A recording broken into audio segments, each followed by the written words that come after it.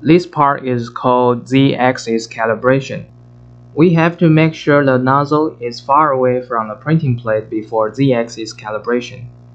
To avoid the nozzle hitting the plate and getting damaged during the calibration, if the distance between the nozzle and the printing plate is not enough, we can adjust Z direction under Manual Control tab.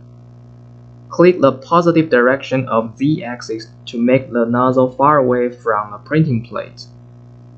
Alright, back to Z-axis calibration.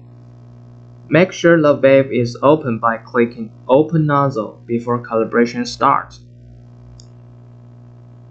After checking the valve is open, press Home Z button to complete Z-axis calibration.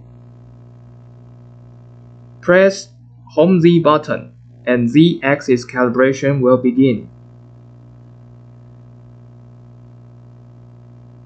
During calibration, pay attention that the nozzle position should be directly above the sensor. Otherwise, press emergency stop button if something wrong happens.